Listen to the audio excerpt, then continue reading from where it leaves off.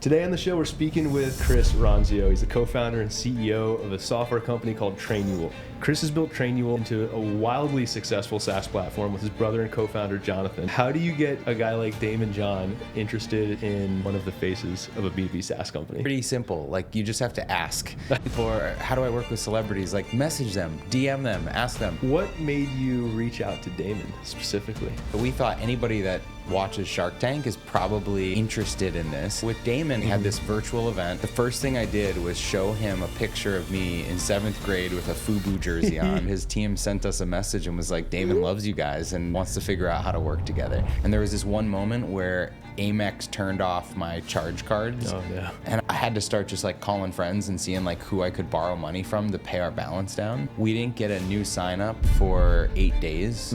And we thought, all right, demand's gone. We've saturated the market. We started pinging different, celebrities, personalities that were in Shark Tank and saying, how do we align ourselves with these people? Because they already have the audience that we want. Founders will overcomplicate the quote-unquote influencer marketing thing. Person A has an audience. I want some of that audience. I'm going to work with that person. It's literally that simple. Engaged husband, engaged father, marathoner, all the things. One day when the pages turn, what does Chris Ronzio want to be remembered for? I want to be remembered for...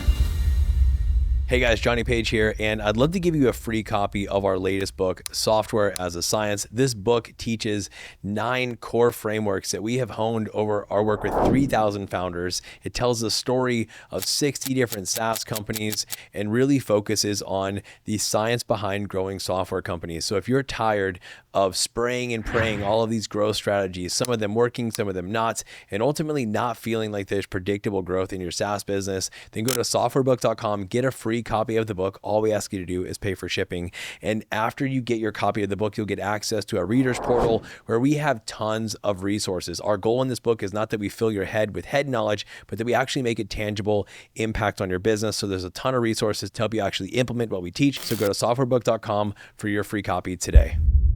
Chris, I'm stoked to have you here, man. This is awesome. What's up, Matt? Good to be here. Great to see you again. You too, man. Dude, we're getting right into it because I need you to spill the tea. How do you get a guy like Daymond John interested in being the face or one of the faces of a B2B SaaS company? Yeah, people ask me, they're like, were you on Shark Tank? Did I miss something? No, it's really pretty simple. Like, you just have to ask. Like a lot of people are, how do I work with celebrities? Like, message them, DM them, ask them. With Daymond, it was actually that we hired him to do a little remote speaking thing. We had this virtual event. We asked him to speak remotely, and this was early on in 2020. So nobody was doing physical events. And because we weren't going to get to hang backstage, my brother and I were like, let's put together a cool little video about us just introducing ourselves. So we sent it over just so he could get a feel for who we were. Then when I interviewed him, the first thing I did was show him a picture of me in 7th grade with a FUBU jersey on. Yes. I'm like right rapping. On the heartstrings, right? Yeah, I'm rapping at a talent show. I'm throwing Monopoly money. It was like on my town newspaper front page. And so he's dying laughing. And so it's just connecting, And so afterward, his team sent us a message and was like, Daymond loves you guys and, wants to figure out how to work together. And so it's just simple things, finding ways to connect. What made you reach out to Daymond specifically? So with Daymond, we were honestly like DMing and reaching out to every shark from Shark Tank. Okay, so it was a Shark Tank focused thing. With Trainual, our whole thing is systems and processes and scale your business. And when people get an investment in the tank, they're looking for that systemization. They're like, what are they going to do? What's the pixie dust, the secret sauce that's going to make my business grow? And so we thought anybody that watches Shark Tank is probably, interested in this. And so how do we borrow some of that authority and align our brand with it? And so we started pinging different, celebrities, personalities that were in Shark Tank, people that wrote the books like Michael Gerber from eMyth, and saying, how do we align ourselves with these people? Because they already have the audience that we want. And so if we can show that we're next to these people, if we can get them speaking at our events, if we can get them endorsing us, that makes our potential customers that much more confident. I feel like sometimes founders will overcomplicate the quote-unquote influencer marketing thing, right? But essentially it's the earned media playbook like anything else, right? Person A has an audience. I want some of that audience's attention. I'm going to work with that person. It's literally that simple, yeah? Yeah, and like another example is Montel Jordan. So Montel Jordan saying, this is how we do it. And so that was like our anthem. Yeah. You know, like we play that song every week at our all hands meeting. And so cool. we were like, how do we work with Montel? We found out Montel was on Cameo, and you could, I don't know if you can still do this, but you could book a Zoom meeting, a live Zoom meeting Wow. for 15 minutes with certain celebrities, and Montel was on the list. And so me and my brother thought, well, let's get him on a Zoom for 15 minutes. Yeah. And when you fire up the Zoom, Cameo has all these terms and conditions, like you may not pitch them, you may not do anything about this. So as soon as he gets on the Zoom, we instantly go into our pitch, like very quickly, as fast as we can. The screen goes black, like Cameo shut it down because they're moderating. And 10 minutes later, Montel DMs us on Twitter and is like, I'm interested. so sometimes it's like brute force, you know, just make it happen. It's weird because most entrepreneurs are rule followers, right? So dude, so like thinking about this for the founders out there watching this, like what types of companies is this not the right play for? I honestly think it's the right play for any company. You know, like if you have even a super vertical specific solution and, you know, there's somebody on stage at the conference that your industry goes to, how do you make it so that that person is naturally suggesting your product? Or how do you make it so that that person is running up to you and high-fiving you right after they get off the stage and everybody else is like, well, who's that guy or who's that girl? You know, like aligning yourself with the people that have authority and have influence is how you start to develop authority and influence, right? It's kind of borrowed. And so I think across any industry, there may be different levels of celebrity, but there's always going to be somebody that is relevant and gets more attention than somebody that nobody knows. Do you like, when you're setting these agreements up or doing this work, like what do you look for? I know the people watching this, right? Like there are people, they're tactical founders, are like, this sounds good, I agree with Chris, but like, then what do I do? I got the conversations, but what do I ask for, right? Is it like, do you do structured co-marketing kind of stuff? Like, what's the right level of involvement? I think you want to meet them where they're at and figure out what kind of deals they're doing. And so for Daymond, it was a deal where it was a virtual speaking event. Like that was a way we could start working with him. And so part of that is like, you're going to pony up and show that you're here to play. Like you can pay whatever fee they want. You know, another thing we did was we had some of the actors from The Office. Dude, I remember that. You remember that? And so reaching out to them was through their friends and agents. And the first actor that we got was through this guy that was like, do you ever watch Entourage? And you know, Turtle, like he's like the friend of the, So it's like you go through this back door that's like a friend that's like, yeah, I can get you 5 minutes with this guy. And I had to wire this guy like a couple $1,000s. Never met him. Wire it through PayPal. It is a risky proposition. I'm like, okay, I'm never going to see that money again.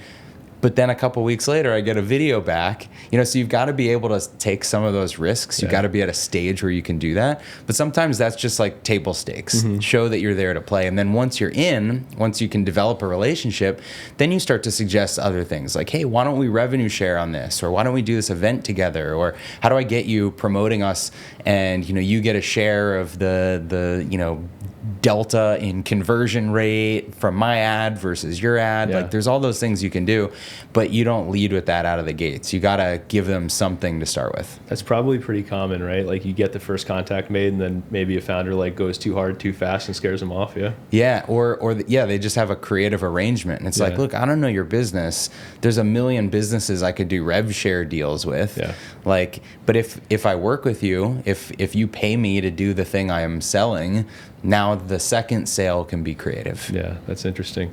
There's probably a bit of like reputational risk for them too that they need to kind of suss out, right? And make sure that the partnership with you or with the other company is going to be, you know, additive for them, right? Yeah, totally. A little diligence. And so with Daymond, when we brought him in, we actually sent him our pitch deck and our fundraising. I said, you know, this is about the company. I sent him videos on our product. So his team really vetted us, kind of like they would with any investment that they did before we ended up working together. Gosh, it's almost like being on Shark Tank.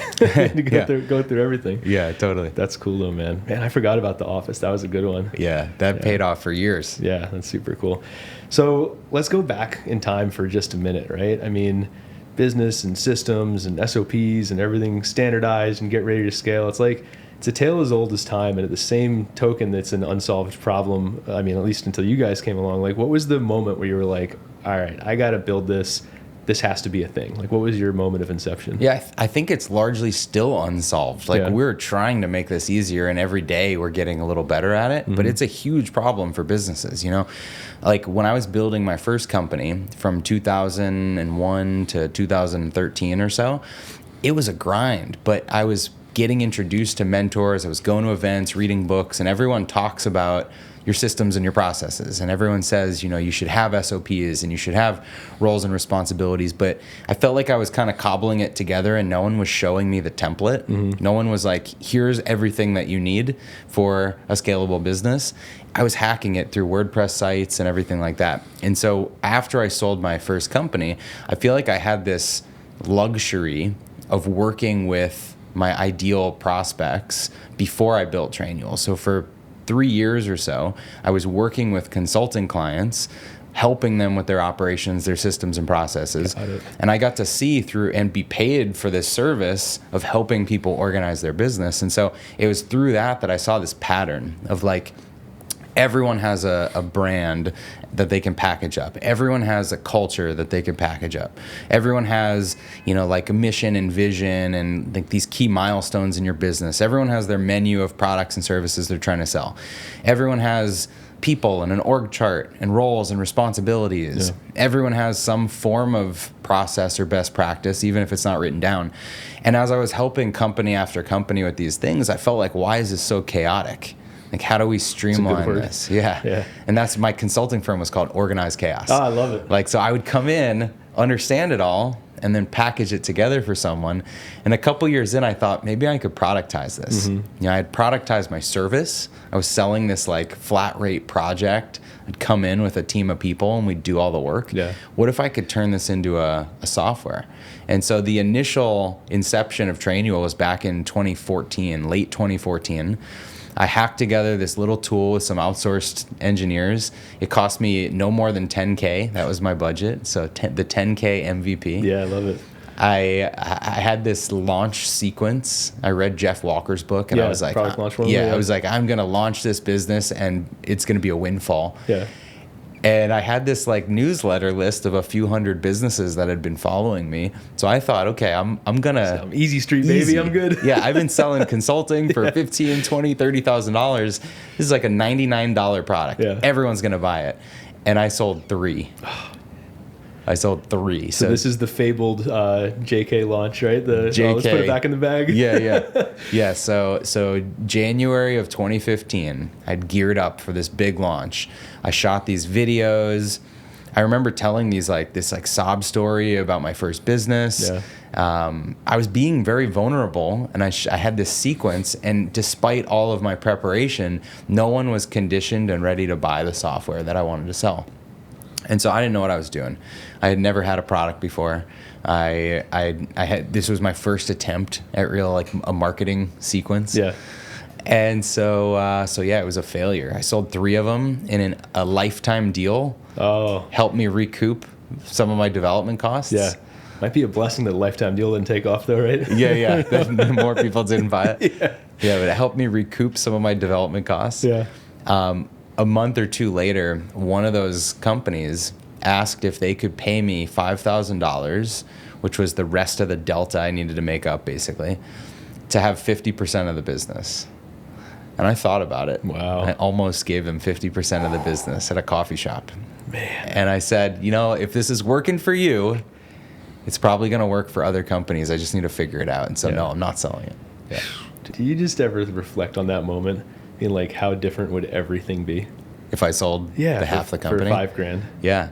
And I mean, 2 years later, 2017, I actually pitched a friend of mine to buy the whole business for $40,000. Wow. So it didn't get much better over the next couple years. So basically, if you want me to go into this, please. So the next couple years, I decided, okay, I'm not a SaaS CEO. I don't know anything about SaaS. Let me go back to consulting. But I've got this tool that I can put people on for some recurring revenue after I'm done consulting. So I'd give it to them free for 6 months. I would put all their stuff in there. Like a tech-enabled service kind of thing, right? And then after we were done working together, they had to pay the $99 a month. And so 3 years later, I had 20 or 30 clients on this thing. but I didn't see myself as a SaaS CEO. Yeah. And so a friend of mine who had a business that was scaling really quickly, he was doing the software thing. He was doing Facebook ads. He was scaling. He had a team. I said, hey, why don't you just take my business and put it into your engine? I'll keep a small percentage. Yeah. And I'll just continue to do the consulting. I'll advise you. That was my pitch. And fortunately, he turned it down too. Man. And so, like, at what point did you, quote unquote, relaunch, right? I mean, this was, I think, a 3-year period in between the first launch and when Trainual came out again? Yeah, so late 2014 was when we first built the initial version. Late 2017 was when we built the new version, and we relaunched it in January of 2018. Got it. And so it was kind of between the summer of 2017 and January, those 6 months, that we decided to do this. And so at the time, I hired a full-time in-house engineer, local guy. I thought Trainual might be an easy project for him to kind of kick the tires on while he was getting up to speed on some of my client work. Oh, so he wasn't even full-time for Trainual for the product? No, he was initially going to come in and help me stitch together APIs to help my consulting clients with their operations. Yeah. And I thought Trainual's low risk. Like there's no one using it. Yeah. Why don't you kick the tires and let's try to get a couple new features done. And so he told me, I remember being on the phone with him. I was in Maine with my wife and our first son. And he said, I looked at the code. I can do the feature stuff that you want in about 120 hours of development. But I think I could rebuild it from scratch and it'd be a lot cleaner if you give me 4 weeks, like 160 hours. Yeah. And so I thought, all right, that's not a big deal. Yeah. So I approved 160 hours, rebuild the whole thing. But then as we started rebuilding it, I had so many ideas and the light bulbs started going off. Yeah. And my wife's saying to me hey, if 30 people are using this, couldn't 100 or 300 and I got enamored by this idea of building a SaaS company, trying it again. And I thought maybe I could stop selling my time and instead give it away through marketing and content and monetize the business through the software. Let's try that model out. And so I got all my team around the table. I designed a new logo on 99 Designs. That's where my first one came from too. I love it. Yeah. I paid the upgraded $100 for the more options. I printed t-shirts. I brought the t-shirts to our conference room and I said, guys, let's try this for 6 months. And if it doesn't work, we'll go back to consulting. Yeah. And everybody was in. That's and tight. so, yeah. How big was the team at that point? 5. 5 people. That's cool. You still on it, fitting on the kitchen table kind of thing. Get everyone aligned. Yeah.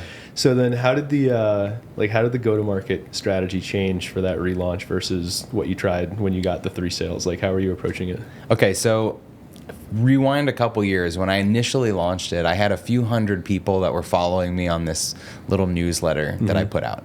But over those few years of doing consulting, I wrote a little book. I developed more of a following. My book was called 100 Hacks to Improve Your Business. Cool. And it was just recommending a bunch of tools and tricks. I started doing a lot of guest blog posting. I was a paid contributor on a bunch of different sites. I had an Inc. column. And so I had built a little bit more of credibility. Yeah. And so when we decided we were going to relaunch this thing, I turned off our website for new customers. And so from September of 2017 until we launched, you couldn't get Trainual, but you'd go to the website and there was this countdown clock. Okay. And there was kind of a sales page of saying do you wish you had this for your business? Sign up here, get notified about our new version. And then I started emailing out my newsletter list and I downloaded all my LinkedIn contacts and emailed all them. And I started building this kind of awareness that, hey, I'm not consulting anymore. I'm doing this Trainual full time. Click here to learn more. Click here to get on the wait list. And so I built up this list of hundreds and hundreds of people that were tell me when it launches. Yeah. All through your own network. No paid at this point, right? No paid. Yeah. Yeah. No, it's all through my network. And I didn't really have that the first time. Yeah. The first time it was my consulting clients. And I realized that consulting clients are paying you to solve their problems for you, to do the work for you. And a software is somebody that signs up and wants to do it themselves. Yeah. And that's a very different buyer and mindset. That's a really, I think, salient point. Like, I don't want anyone to sleep on that if you're listening to this. Like, because, dude, like services companies is one of the most common like cauldrons that people use to brew up SaaS companies, right? I think not having clarity around how different the ideal purchaser is of a consulting offer versus a SaaS offer. I mean, it's a big gap between the mindset of the two people. Yeah. Yeah. The mindset is, again, like, let me cut this check and you're going to solve my problem. Yeah. And I'm solving my problem with money. Yeah. Whereas when you're pitching a $99 tool or something, the investment is so small that it's obvious you need to do all the work. And so I would do these pitches, these demos early on. I'd share the price and they'd be like, okay, I want to, like, can we set up a second meeting? I want to bring my leadership team in on this. Like, you're like, I want $100. What are you talking about? $99. Like, what are you talking about? And it was because it's going to be so much work on them. Whereas if it was just like, hey, stroke this check and your problem goes away, that's easy for a CEO to do. Has that come, I know I'm skipping ahead, but like, has that come full circle for you at all? Like now, do you work with larger entities who want professional services on top of like getting their Trainual stood up? Do you guys do that now? We've solved it through third-party consultants. Yeah. So we have a certified partner directory.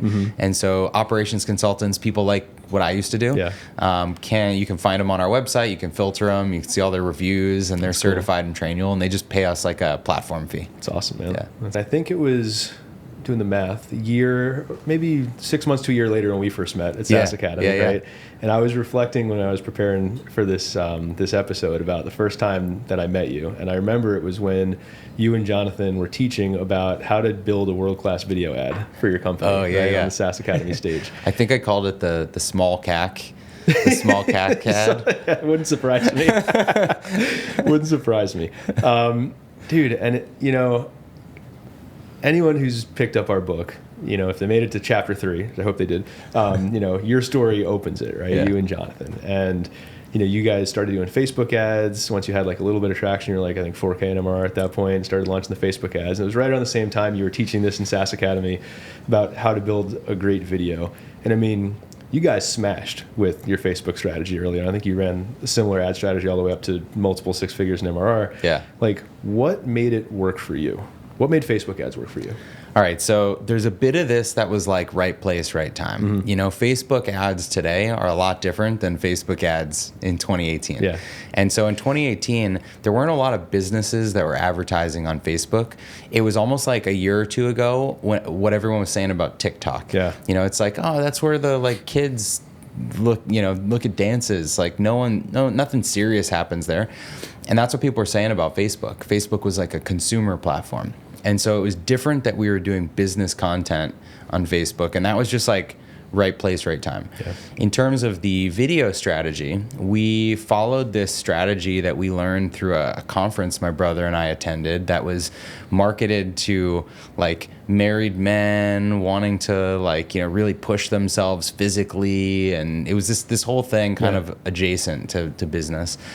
And the way that they did it was like they captured your attention through the pain and the problems you were going through, probably in your relationship or physically. And the way we did that, the parallel was like, let's show people that, your business is probably a mess. No one else could run your business. Can you even get away? Can you take a vacation? And I think that resonated with people, the way we were telling that story. It was super authentic. It was me and my brother walking down the street, iPhone kind of videos. It wasn't polished. It didn't look like an HR tech company, And so people would see this message and they would be bought in long enough to keep watching. And once it got past, the 10-second, 15-second mark, now it's pivoting to the influencers. And you see Michael E. Gerber and you see these CEOs you might know, and you see these big logos. And it's like everybody is trying out this new product. Are you? And there's a little bit of this FOMO. And that was exciting. Yeah. And then it all drove people to our website, and it was total product-led growth at that time. Like you sign up for a trial, you convert on your own. We didn't have a sales team. And so the recipe worked really well back then. But I'd say the biggest constant today is that we went where there was like there wasn't a lot of competition. It was like unique that we were doing business stuff on Facebook. And then we were really authentic and different from our competitors, just the way that we were talking. Yeah, that makes a lot of sense. Like, one of the things that I appreciated when I interviewed you for the book was you also had a very clear like success criteria for what the Yeah. ads needed to do, right? Yeah. And then you made a joke about small CAC, but it's actually what, right? So customer acquisition cost. And I remember when we were talking, it was you had a certain like payback period, a number of months it takes to make your money back out of the Facebook machine. Yeah. And you knew exactly how many sales you needed. Initially, it was 5 sales. I need 5 trials to convert to paid at $99 a month for me to continue to be able to fund this, right? Totally. And so like, I just, for what it's worth, it's such a healthy way to think through it, because I think sometimes founders won't necessarily have the hurdles predefined. They'll say, they budget instead of like set the success criteria. It's like, I'm going to invest 30K into this and see what happens. Yeah. And instead of that, it's like, well, no, what needs to happen for me to invest 300K? Like, what would need to happen for me to continue to invest?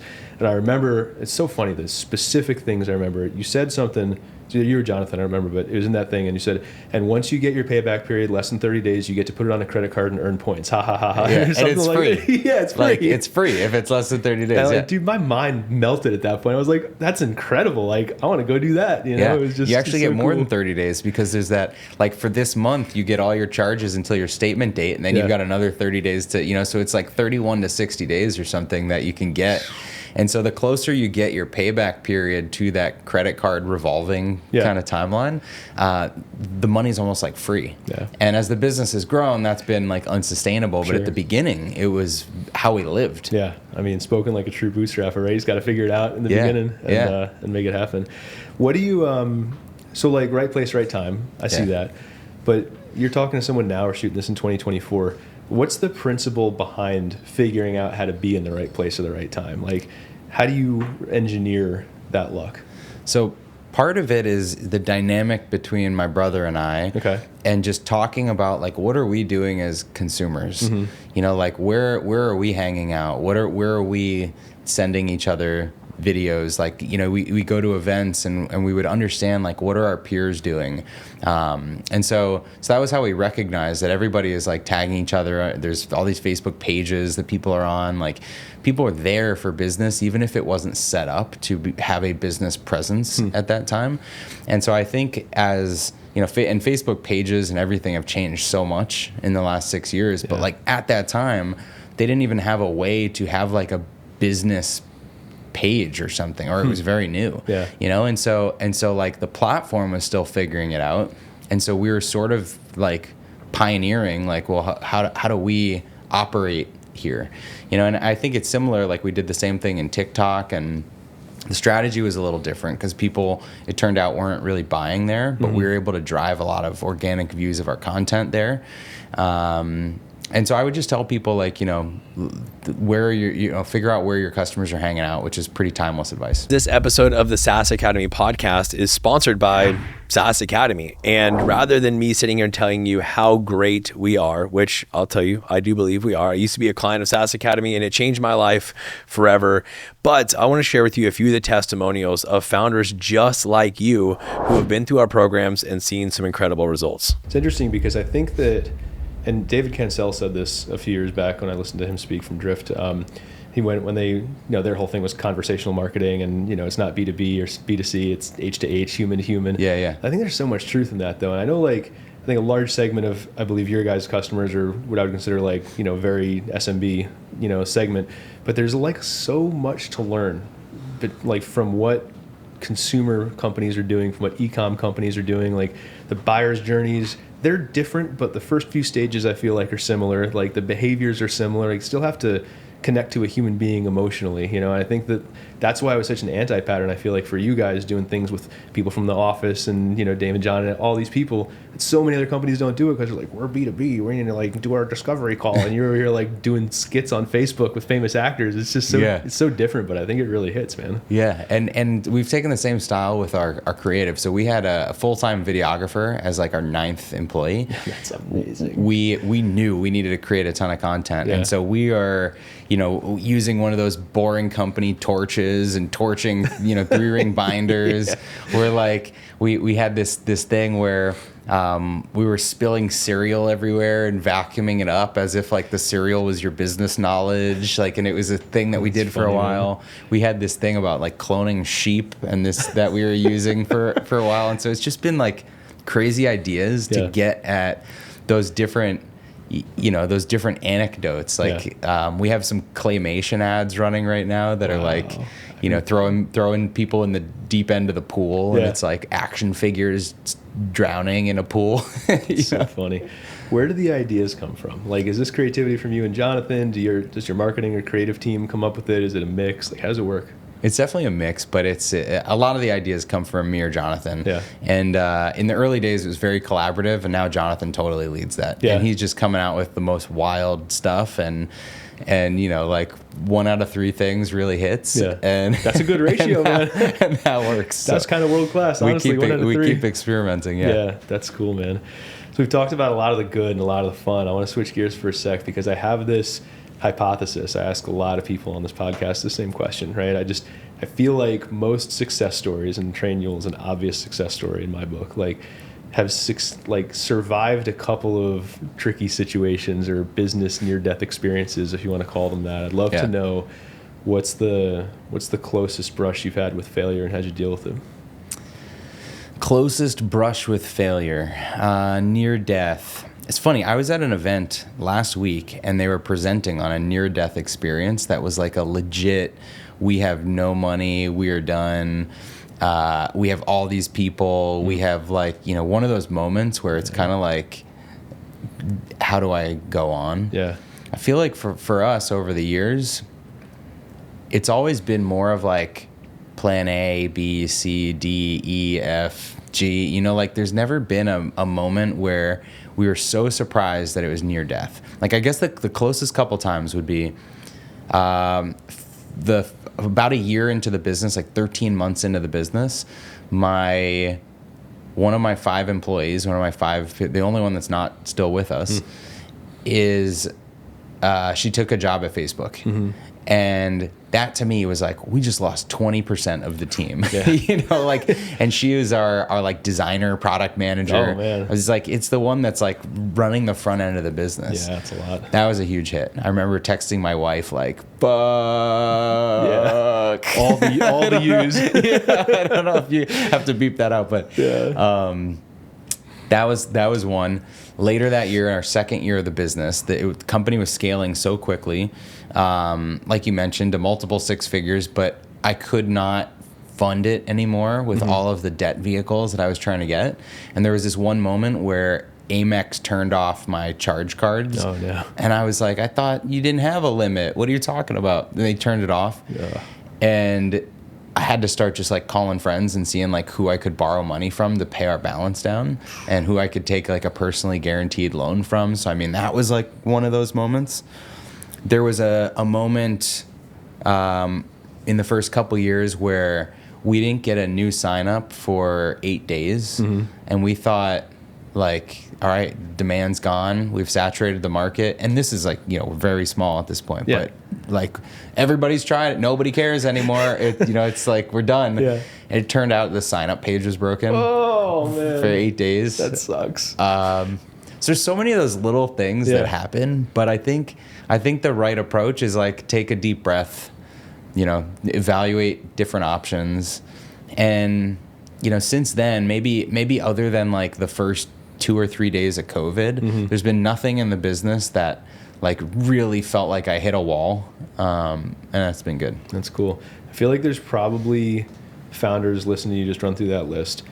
I want to go back to one of them you mentioned about when the Amex turned off your card and you're running out of cash. Yeah. Because I feel like the question people might ask themselves, especially if they haven't been in that situation yet, is how are you growing that rapidly and running out of cash? Like this whole concept of the cash conversion cycle and having to fund growth and not getting it back in time to fund the next month. Like, how do you think through that as a CEO? Like, how do you deal with that? All right, so this is like a PhD complicated topic, but I think it starts with every business has this acquisition cost. And for businesses that aren't yet in SaaS, if you're listening and you haven't created a SaaS business yet, maybe you have a service business and your company acquires customers through your own time.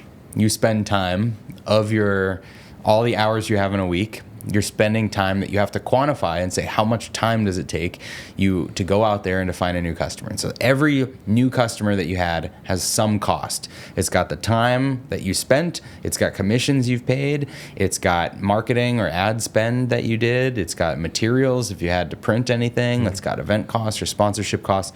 All of that goes into the cost of acquiring that customer. And so you need to really understand your cost of acquiring a customer. Then you need to really understand, what is your average customer buying? In e-commerce, it's like, what is your first sale? What is your first transaction? In SaaS, it's what is your subscription revenue? And how long is that subscription likely to stay around? And so either calculus, either way you go, you're trying to figure out the cost to get the customer and then what they're going to pay me and how long it's going to take for me to get them to pay me that back. So it's pretty simple math. You build this spreadsheet.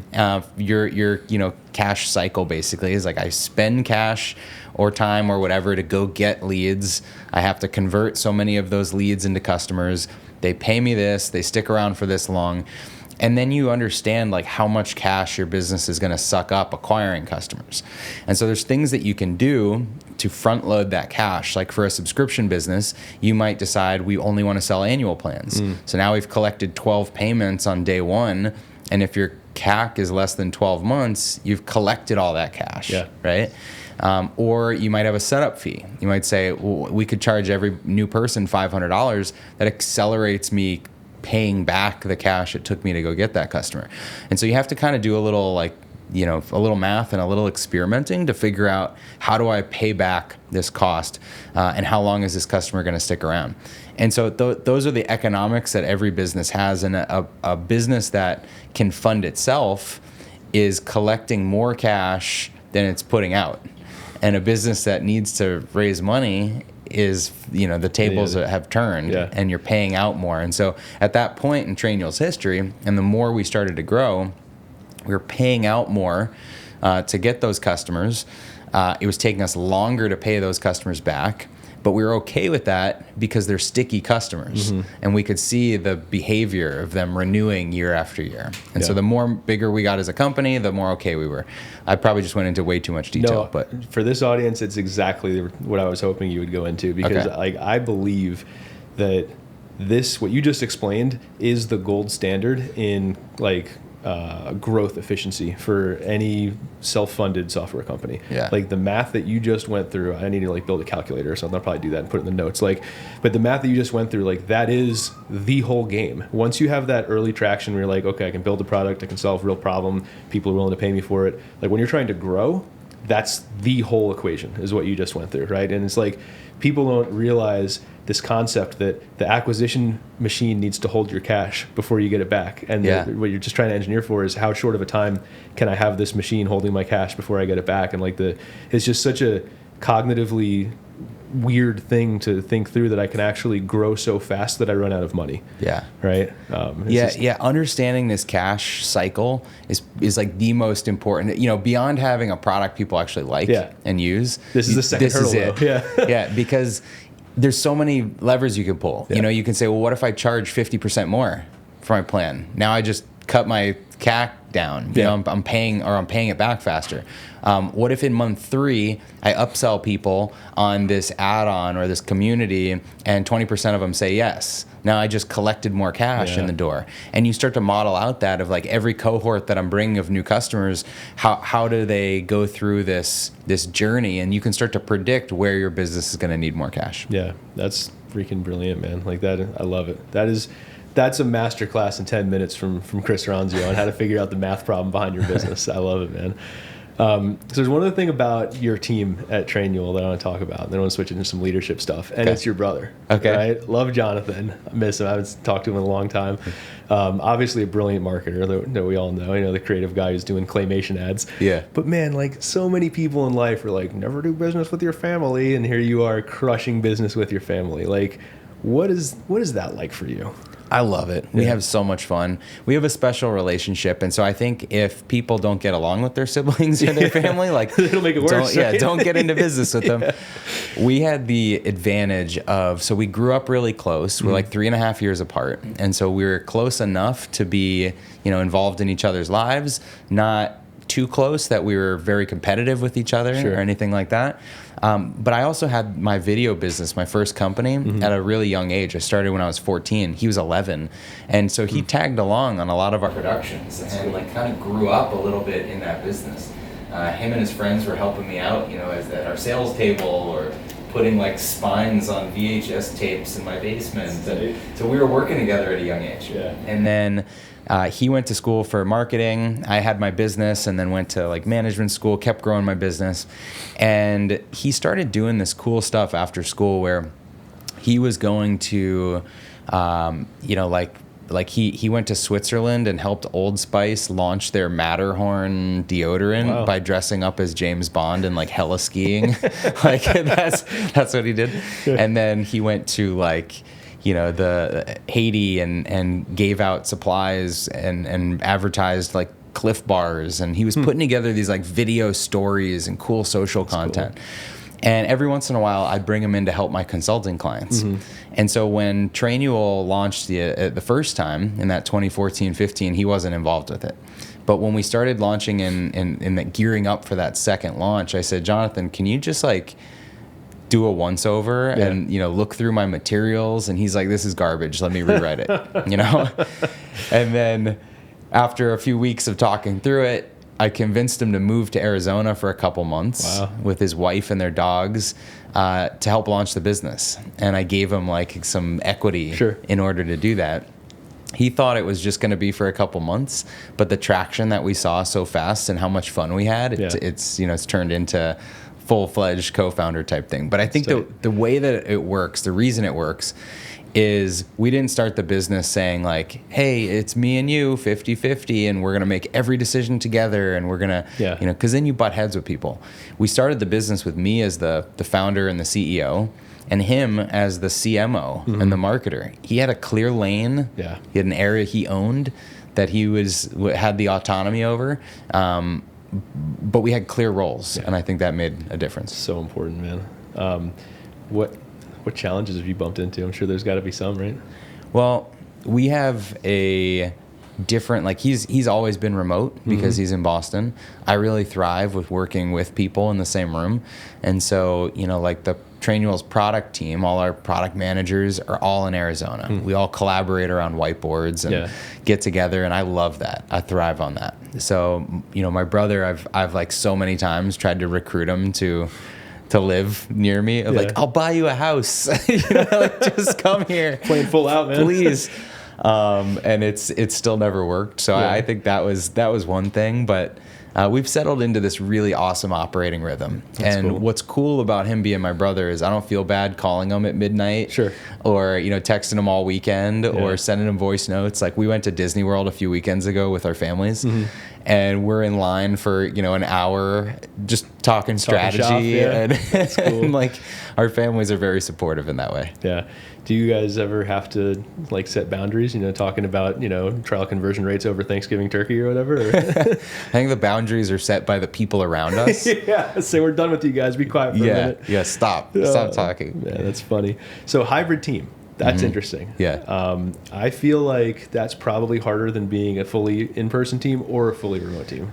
I think you're right. We had like the perfect example of that comment you just made was we tried to do an all hands in a new format, a quarterly all hands last week, and it was a disaster. Really? Like we would do this thing once a year where we fly the whole company in to our office. So this is not our retreat, but we bring everyone to our office. We rent a big movie theater. We put everybody in the stands. I'm projecting on the screen. It's like such a high for me. I just love it. That's cool. And so I wanted to kind of replicate that on a quarterly basis for our smaller meetings. And so we hired a film crew, we had the lights, we had the audio, we had the switcher, and we were trying to present in person and then stream it all remotely. and the projector in the room's not working. There's feedback from the microphones. We had to mute the music. You couldn't hear anything in the room. You could only hear it remotely. Half our speakers are remote. They're like, you can't see them when they're talking because the slides are up. So we definitely underestimated the technical challenges. And I think that's a perfect example of like trying to make hybrid work. Yeah. You end up building like a bit of a fractured culture as well. Yeah. And so I think the way we've made it work is having to go way above and beyond on the attention we give our remote people to make them feel included on all the decisions and the updates and the async communication, even if it's redundant to the stuff that happens in person. We've done it kind of team by team, where certain teams like our marketing team or our design team are all remote and have a remote leader. And then other teams like operations, finance, product are in the office. Oh, that's smart. So it's not, so you can't I can't be a remote product person at Trainual, for instance. I'd have to be in Arizona. No, yeah. Got it. And so that's how we've done it. That way, team by team, you can get a little bit more of that. The only like hybrid teams are more independent roles, like engineers spread across squads, or sales reps that are more working one-on-one with people. Yeah. Tell me more about this annual in-person. I want to talk about your retreats in a minute, but like, so that's new, right? So it's basically like an annual, like all hands plus kind of thing, like a update on how the year went or what? Yeah, it's an annual kickoff. Okay, cool. We used to do it in December as like just a holiday thing. Then we moved it to January as a birthday party for the company. Because it was okay, cool. Yeah. And this year we're actually trying to change it up. So like this year we're trying to take the resources from that annual meeting and spread them across our quarterly meetings to just have much more engaging quarterly sessions. And so this is always kind of iterating and changing. Sure. But annually we do an in-person retreat where we bring everybody together for 3 days, and it is no work. It is a non-work thing. It's been purely about connection and fun and relationship building, and that's been amazing. And so that's the one that was in Flagstaff, was in Seattle before that. You were telling me, right? Yeah. So, okay, so no work. So it's not an annual planning exercise. You're not setting goals. You're not talking about OKRs or any of that stuff. It's just being with the people, yeah? Yeah, if there's any kind of work thing, it's like a small, like a speech at dinner where I'm just sharing kind of like it's exciting for you to all be here, or maybe there is like a reiterating an OKR, but like the time is spent where we mix and match teams, so it's not just your team, it's mixed, and you go on excursions, like, you might go hiking a mountain. We did like Grand Canyon hikes. We did, mountaineering sort of stuff on Rainier. We did canoe riding in Seattle. We did museum kind of tours. We did wine tasting. It's opportunities to mingle with people you might not normally work with, and build some relationships that kind of help keep the glue of the culture together. Because when you know people and you're friends with them and you have those common experiences, then when the product marketing GTM is a disaster, it's like, hey, we can work through this. Yeah, dude, that makes a lot of sense. How do you look at that event when it's done, since there's no work really being accomplished? Like, how do you look back on that and say, oh, I did a good job, this went well, or this went poorly? Like, how do you evaluate success? Surveys. You ask everybody, so there's definitely like some simple surveys across the team of like what they liked, what they didn't like, how they'd rate it, and year over year we can see those responses, and then there's just like the engagement surveys that we do normally as a company throughout the year. You can see huge spikes after everybody has spent time together. Yeah, that makes sense. I think no matter how the world evolves, dude, right? It's like, people just want connection at the end of the day. They want us to have that FaceTime. They want to do what we're doing right now. You know? For sure. Just hang. All right. So then let's talk about the way you manage the team, right? And I want to understand this one-on-one change that you made, right? Because I read this LinkedIn article, and it's interesting because I've always been a big proponent of one-on-ones. And early in my career, like my first company especially, I didn't really get it. And I was like, I feel like I'm just doing this thing that everyone said I'm supposed to do, and I don't really know why I'm doing it. And I've re-engineered that process, feels like 100 times, And then I've seen a trend lately, you being one of the people setting it, where you're kind of dialing back on one-on-ones. And now I think you said you're doing them monthly, right? Like, what led you to dial back the frequency there? All right, so there's a couple things behind this. First, I think the earlier the business, the more day-to-day and week-to-week focused you are, and the more operationally in the weeds you probably are. And so I wouldn't suggest monthly one-on-ones for somebody that has 5 team members and they're like just trying to figure it out. Yeah. Like you're connecting all the time. And a one-on-one is space for your direct reports to like build an agenda and bring you some things that they want to debate or get your feedback on. But as the business has gotten bigger and bigger, and me and my leaders have gotten a little less operationally involved, the first thing that monthly one-on-ones did is it let us zoom out a little bit more. Like nobody is saving things for a month to talk to me about that are operational. They'll just go solve them. Yeah. And or like we'll collaborate through the week, but they're not saving things on an agenda for monthly. And so by connecting monthly, it orients us around the bigger strategic problems of the business. And then the next thing is, depending on how many direct reports you have, like I don't know if any major Fortune 500 CEOs are spending 10 hours a week or 8 hours a week, like in one-on-ones. Yeah. You know, and it's more that like you want to be available for the strategic things that come up. Yeah. And I realized I was way too overscheduled. So I needed to pull back all those things, like get rid of 3 of these one-on-ones with every direct report in a month. And I just bought myself back like 20 hours a time. Yeah. You know? And now I can use that time to be available on demand when things come up. And so that empty space in my calendar is what lets me go brainstorm with my product team on the whiteboard when before I would have been scheduled back to back. Or it's what lets my, VP of CX grab me as I'm walking down the hallway. And I'm like, yeah, I'd love to dive into that with you because I have time for it now. Yeah. How have you seen that change the way your team shows up for you as the CEO? I think that they're more intentional about the monthly slots. So that's been good. And then I also think they're more autonomous. Like you're sort of taking off the training wheels and saying like, I don't need to, watch you every week. I don't need to micromanage you every week. Like you do your thing. And so again, this has to be consistent with like the maturity of your business.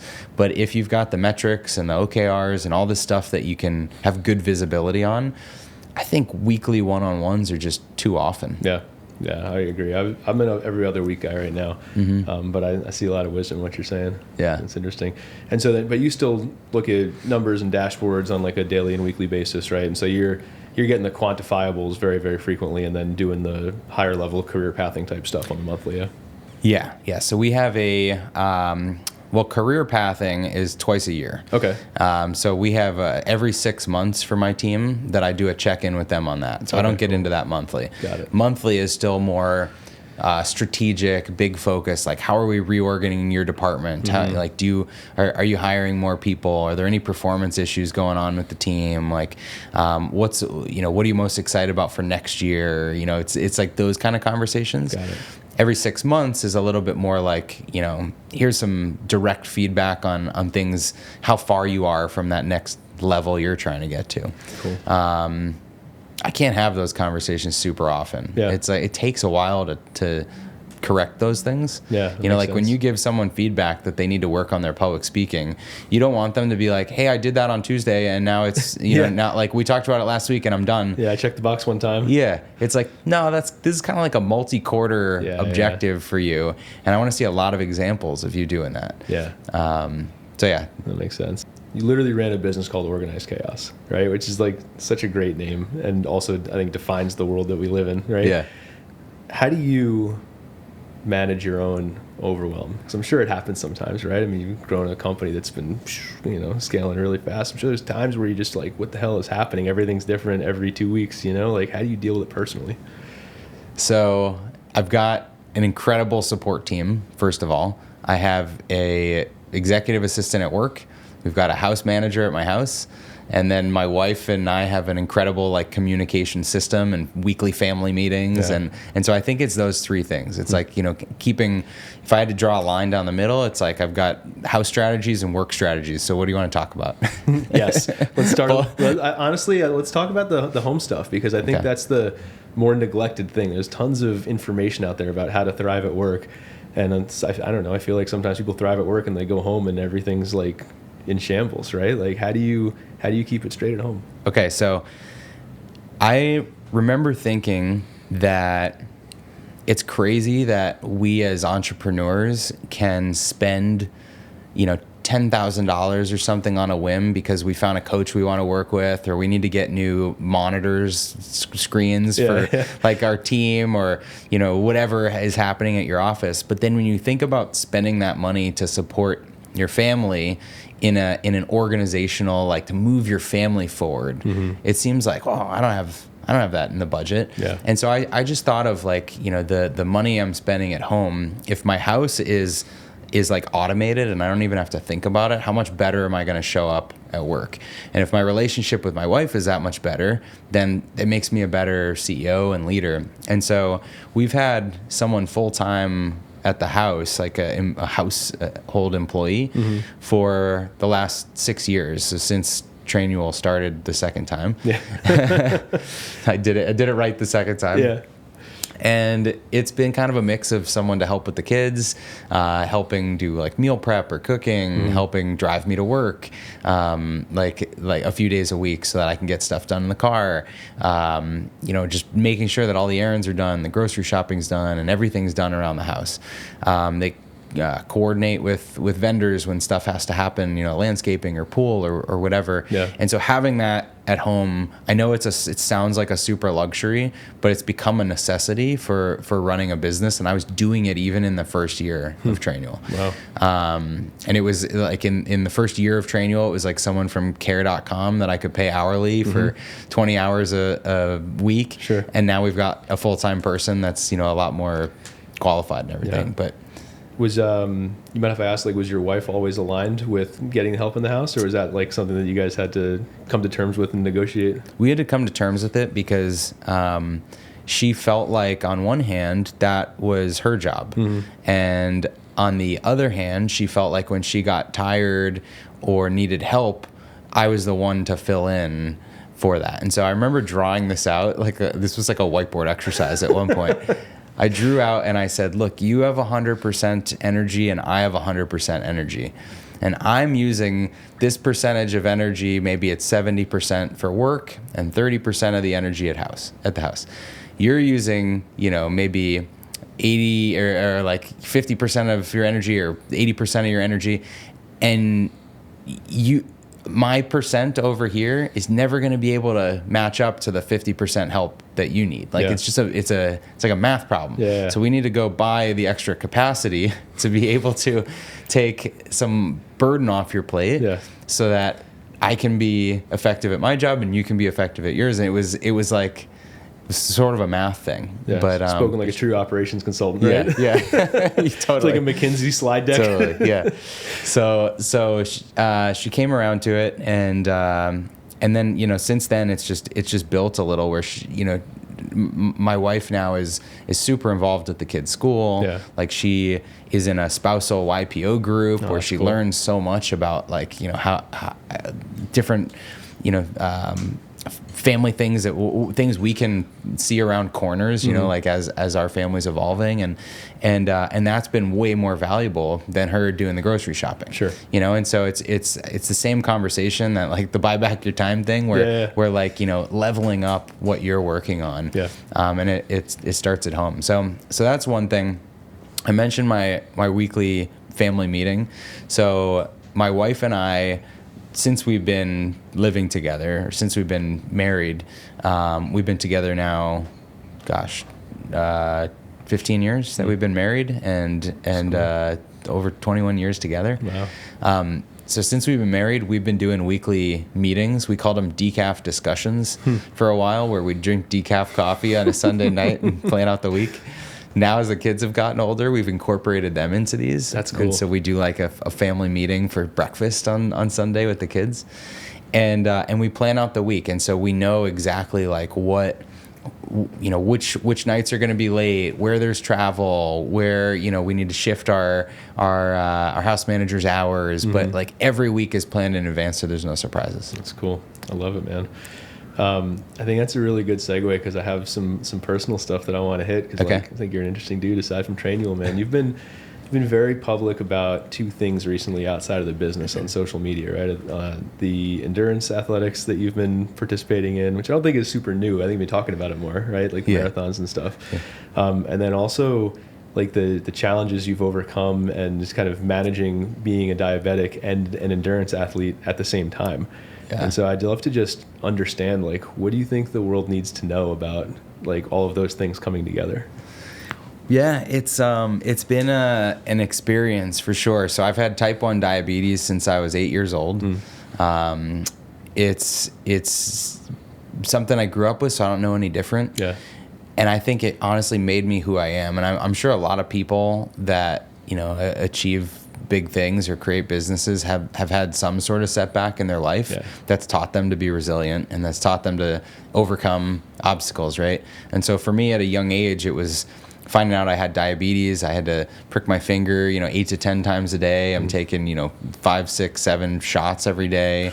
And constantly having to be aware of like what I was eating and how many carbs was in the cookie that my friend was offering me. And like, if I was going to go to a practice or a game, like, do I have my juice box? And like having to ask my coach to take me out because I had to manage a low blood sugar. Like this, just an extra element of my life that I've always had. And I think that growing up with that made me a lot more strategic and operational and organized and like aware and made me plan ahead for things. And so like it's honestly probably a blessing, but it does definitely make running marathons harder. so like as I had my consulting company, you got to imagine like I spent 12 years building a video production company, dragging tripods and cameras and lights and cables and all over arenas and airports and things around the country. And when I sold that business and I was a consultant, I was like, I have an iPad.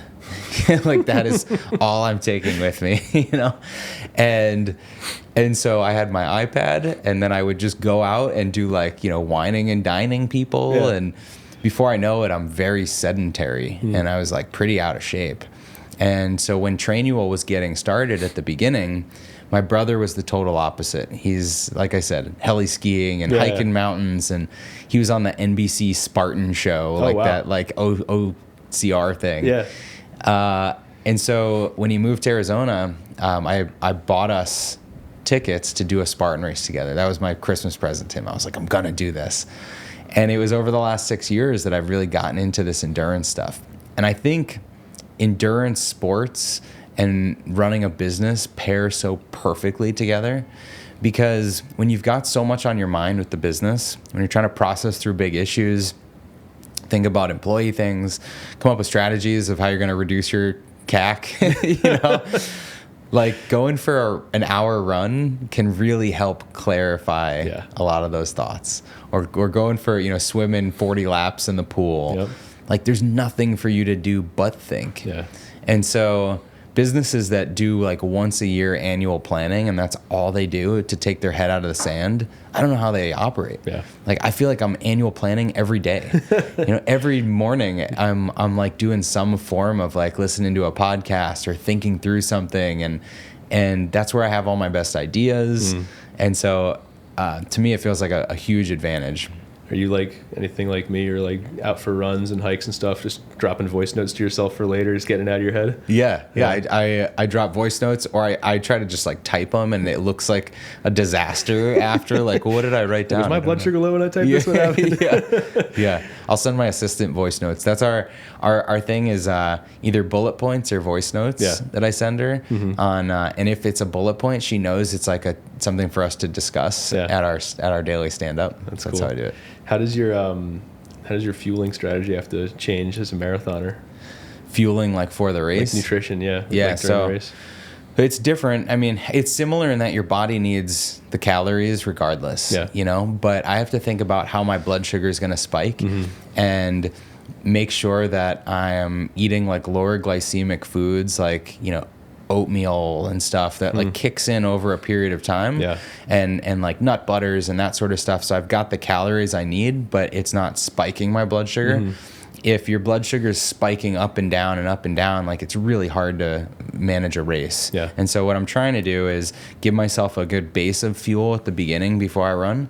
And then every like half hour, I'm having something small, just so that it's like a constant IV of calories, you know, and that's how I do it. That's cool, man. All right. Well, the question I leave a lot of my podcast guests with is simple, man. You're doing a lot of stuff in life, right? I mean, building an incredible business, you know, engaged husband, engaged father, marathoner, all the things. Like, one day when the page is turned, like, what does Chris Ronzio want to be remembered for? I want to be remembered for organizing chaos. You know, like, I think that's my gift.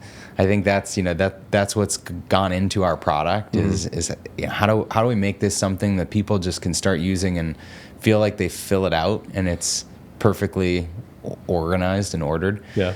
And I think that'll extend beyond just the Trainual product. Like when I think about my life, it's like, how do I help organize, you know, bigger organizations, local governments, like the, you know, there's so much that I think can come out of like what we're starting at Trainual, that I'm really excited about in the future. So organizing chaos. I love it. And it's funny because hearing you talk about, like, I mean, I learned a lot about you just in this conversation, but it's all been organizing chaos for you since you were a kid, right? I mean, like managing diabetes as a kid is organizing chaos. Being running the production company I'm sure your wires were well laid out on the ground in some certain kind of way, right? Yeah. You've been doing it forever. So it feels like your life's work to me, man. That's pretty cool. That's the theme. Thanks, I love man. it. Yeah. Where do people go to find more of you, man? So I hang out most on Instagram and LinkedIn. So Instagram just at Chris Ronzio and Chris Ronzio on LinkedIn. Cool. I'd love to hear from you. And Trainual.com if you got some chaos to organize. Yeah, Trainual.com, like a training manual. So look for us. Awesome. This podcast is brought to you by SaaS Academy, the coaching program for B2B SaaS founders who want to scale their businesses while creating more freedom in their lives. You can visit saasacademy.com if you want to learn more. I'm Johnny Page, and your host for this episode was my good friend and buddy, Matt Verlack. A special thank you to our guest and former client, Chris Ronzio, for sharing his expertise and story with us. This episode was produced by Nicole Beaulieu, Cooper Bernath, Devin Homus, and Chandler Jenkins. Hey, if you enjoyed this episode, can you do me a favor? Take a moment to subscribe and review us on your favorite podcast platform. Your feedback means the world to us, and honestly, it helps us reach more founders just like you. With that said, we'll see you next time on the SaaS